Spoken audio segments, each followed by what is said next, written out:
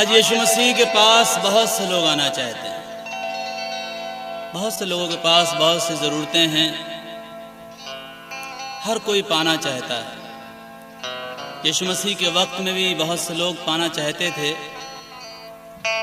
बहुत लोग बिना मांगे पा गए, लेकिन बहुत लोगों ने खुदा ने देना चाहा फिर भी वो नहीं ले पाए, क्योंकि वो झुकना नहीं चाहते थे, वो टूटना नहीं चाहते थे, वो अपनी खुदी का इनकार नहीं करना चाहते थे। यीशु मसीह देने के लिए है। उसने बाइबल में साफ वादा किया है, मांगोगे तो तुम्हें दिया जाए, ढूंढोगे तो तुम पाओगे, खटखटाओगे तो तुम्हारे वास्ते खोला जाएगा। हम मांगते ही नहीं हैं, इसलिए मिलता नहीं है, ढूंढते नहीं हैं इसलिए पाते नहीं हैं, खटखटाते ही नहीं हैं, कैसे खुलेगा? आइए, आज की जरूरत यही है।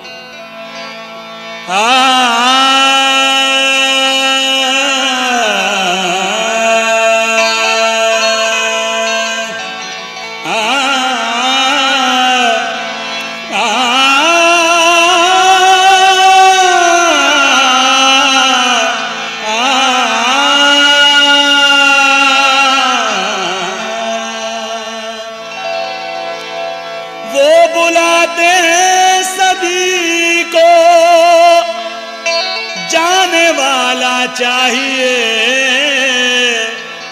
बरकत वो लुटा रहे हैं, पाने वाला चाहिए।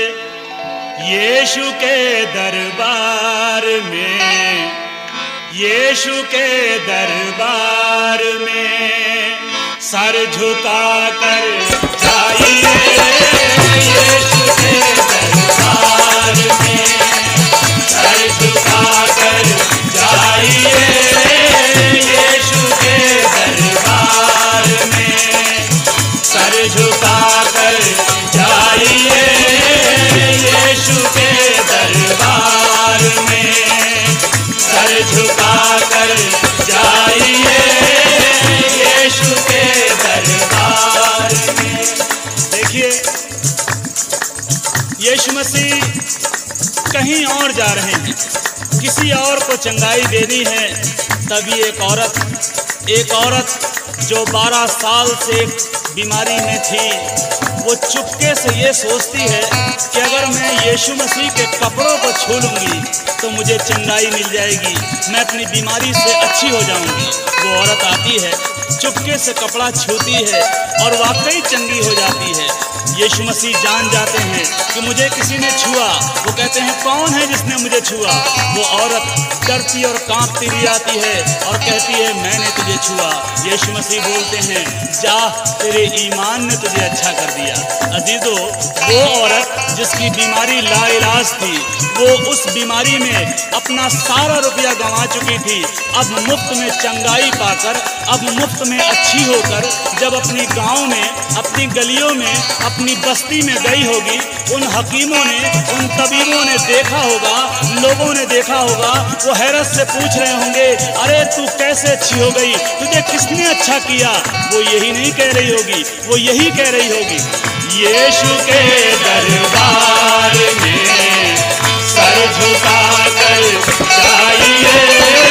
यीशु के दरबार में सर झुका कर जाइए।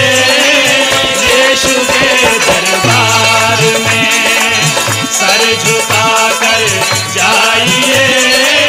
यीशु के दरबार। एक बार एक और औरत ऐन ज़िना के वक्त पकड़ी गई। समाज के बड़े बड़े धर्म के ठेकेदारों ने उस पर तोहमत लगाई और यीशु मसीह की आजमाइश करने लगे और पूछने लगे, हे उस्ताद, हमारी शरीयत में लिखा है ऐसी औरत को तो पत्थरों से मारना चाहिए, बता हम क्या करें? यीशु मसीह ने कुछ नहीं कहा, बल्कि जमीन पर बैठकर लिखने लगे और कहा, तुम में से जो भी बेगुनाह हो वो पहला पत्थर मारे। एक एक करके सारे चले गए, किसी ने भी पत्थर नहीं नहीं मारा, यीशु मसीह अकेला रह गया। उसने औरत से कहा, किसी ने तुझे सजा नहीं दी, जा मैं भी नहीं देता। वो औरत जब अपनी गलियों में गई होगी, अपने लोगों में गई होगी, अपने मोहल्ले में गई होगी, अपने अजीजों में गई होगी, वो लोगों से जब कह रही होगी, देखो मेरे गुनाह माफ हो गए, लोगों ने कहा होगा तूने क्या करा, तू कैसे गई? उसने कहा जाओ, तुम भी जाओ, लेकिन ऐसे यीशु के दरबार में सर झुका कर जाइए, यीशु के दरबार में सर झुका कर जाइए, यीशु के दरबार। एक फरीसी के घर में दावत थी। यीशु मसीह बैठे हुए थे, उसके चेले बैठे हुए थे। अचानक एक औरत, जो एक गली की नहीं, एक कॉलोनी की नहीं, बल्कि पूरे शहर की बदनाम औरत थी, वो अंदर आई। उसे किसी ने नहीं बुलाया था, वो किसी से कुछ नहीं बोली, वो घर के मालिक से कुछ नहीं बोली, वो लोगों से कुछ नहीं बोली, वो यीशु मसीह से भी कुछ नहीं बोली। चुपचाप आई, यीशु मसीह के पैरों के पास बैठ गई, अपने आंसुओं से उसके पैर भिगोने लगी, अपने बालों से उसके पैर पोंछने लगी। उस औरत से यीशु मसीह ने कहा, जा तेरे गुनाह माफ हुए। घर के मालिक ने यीशु मसीह के ऊपर शक किया। उसने मन ही मन सोचा, अगर ये आदमी रास्तबाज होता तो पहचान जाता कि ये औरत कौन है जो इसे छू रही है। यीशु मसीह जो मन की बातों का जांचने वाला है, उसने उससे कहा, मुझे तुझसे एक बात कहनी है, कौन ज्यादा मोहब्बत करेगा, वो जिसका कम किया गया वो या जिसका ज्यादा माफ किया गया? वो बोला, जिसका ज्यादा माफ किया गया। इसलिए यीशु मसीह बोले, मैं तेरे घर में आया, तूने मुझे पांव धोने के लिए पानी नहीं दिया, लेकिन इस औरत ने अपने आंसुओं से मेरे पैरों को धोया है। तूने मेरे गाल पर चूमा नहीं दिया, लेकिन इसने मेरे पैरों को चूमना नहीं छोड़ा है। इसीलिए इसके गुनाह जो ज्यादा थे माफ हुए। मेरे प्यारों, जब वो औरत अपनी गलियों में गई होगी, अपने शहर के बदनामियों में पहुंची होगी, जो लोग उसे देखकर मुकर जाते थे, जो लोग उसे देखकर मुंह छुपा लेते थे, वो लोगों के सामने बड़े हियाव के साथ, बड़े दिलेरी के साथ कहती होगी, आओ देखो उस खुदावन को जिसने मेरे गुनाहों को माफ कर दिया, तुम्हें भी माफी मिलेगी। लेकिन ऐसे जाना, यीशु के दरबार में, यीशु के दरबार में सर झुका कर जाइए, यीशु के दरबार में सर झुका कर जाइए,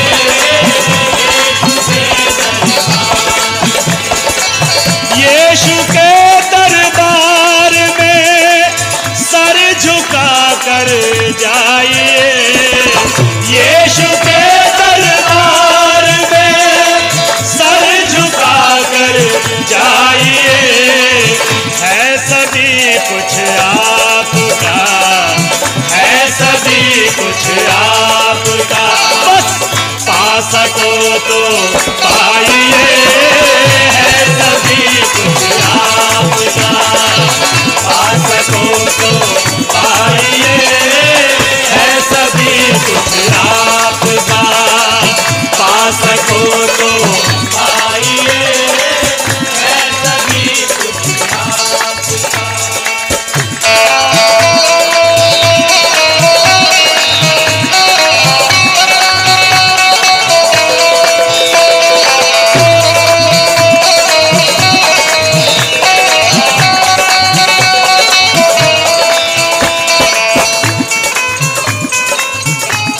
जीवन की रोटी के बारे में बहुत सुना होगा।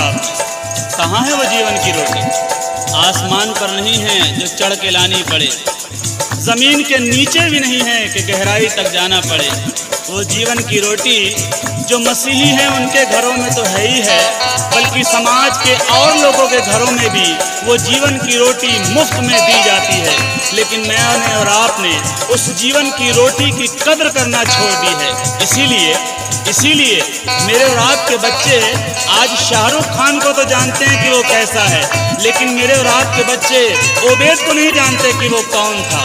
मेरे और आपके बच्चे अजय देवगन को जानते हैं कि वो कैसा है, लेकिन मेरे और आपके बच्चे ईशय को नहीं जानते, अबशालोम को नहीं जानते, अरे किसी को भी नहीं जानते। मेरे और आपकी लड़कियां आज नाओमी को नहीं जानती, मेरी और आपकी लड़कियां आज ओरपा को नहीं जानती, वो श्रीदेवी को जानती हैं कि वो कौन है, कैसी है। कैसे जानेंगी? क्योंकि ये नाम तो बाइबल के अंदर है, और बाइबल जीवन की पुस्तक को मैंने और आपने पढ़ना ही छोड़ दिया। इसीलिए आज हमारे बच्चे उस कलाम को नहीं जानते और उनकी जिंदगियां बर्बादी की तरफ बढ़ रही हैं।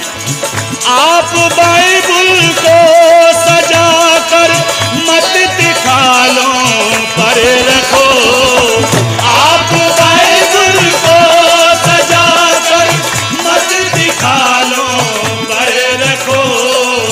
है यही जीवन की रोटी, है यही जीवन की रोटी, खा सको तो खाइए, है यही जीवन की रोटी, खा सको तो खाइए, है यही जीवन की रोटी, खा सको तो खाइए, है यही जीवन।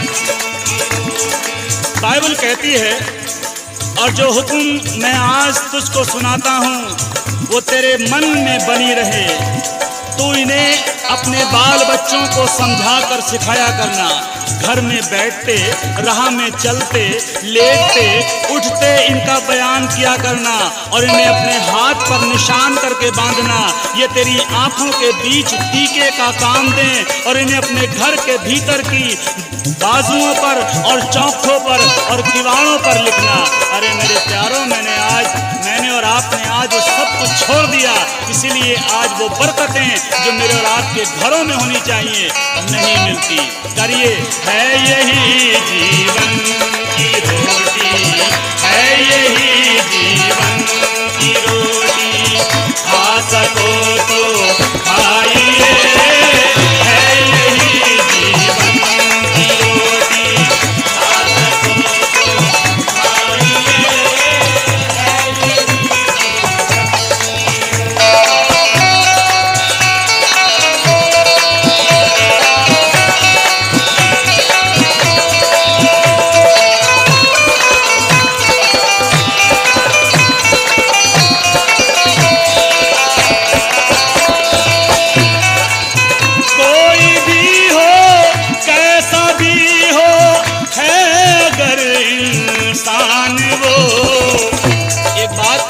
एक बात सोच कर रखिएगा, अगर मैं और आप पिक्चर हॉल में बैठे हों और बगल की सीट पर मेरा और आपका दुश्मन आकर बैठ जाए, तो क्या पिक्चर हॉल में जाना बंद कर देंगे?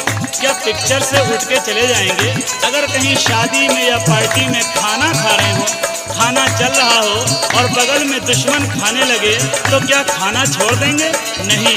लेकिन जब इबादत की बात आती है, जब मीटिंग की बात आती है, तो कहते हैं नहीं, हम वहाँ नहीं जाएंगे, हमारी उनसे लड़ाई चल रही है, वो हमारी मिशन के नहीं है।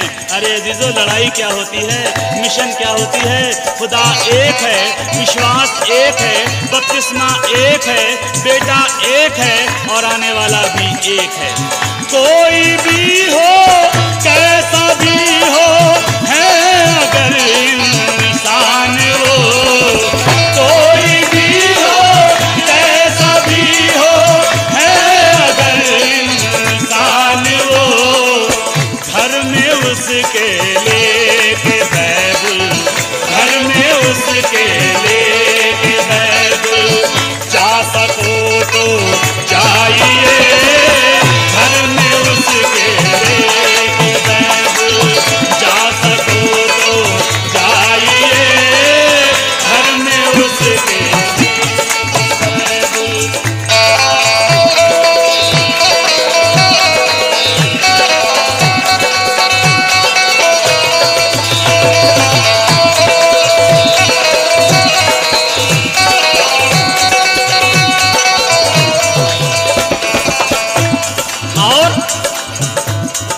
जब खुदा ने कोई फर्क नहीं रखा, बाइबल कहती है वो धर्मी पर भी सूरज उगाता है, अधर्मी पर भी सूरज उगाता है। धर्मी के खेत में भी बारिश होती है, अधर्मी के खेत में भी बारिश होती है, जब उसने सबको मौका दिया है। मैं और आप कौन होते हैं भेदभाव करने वाले? मैं और आप कौन हैं जो फर्क करते हैं? वो है हिंदू, वो है मुस्लिम, वो है पापी, वो पवित्र। वो है हिंदू, वो है मुस्लिम, वो है पापी, वो पवित्र। ऐसी बातों की दीवारें, ऐसी बातों की दीवारें ढा सको तो ढाइए, ऐसी बातों की दीवारें ढा सको तो ढाइए, ऐसी बातों की दीवारें ढा सको तो ढाइए, ऐसी बातों की दीवारें।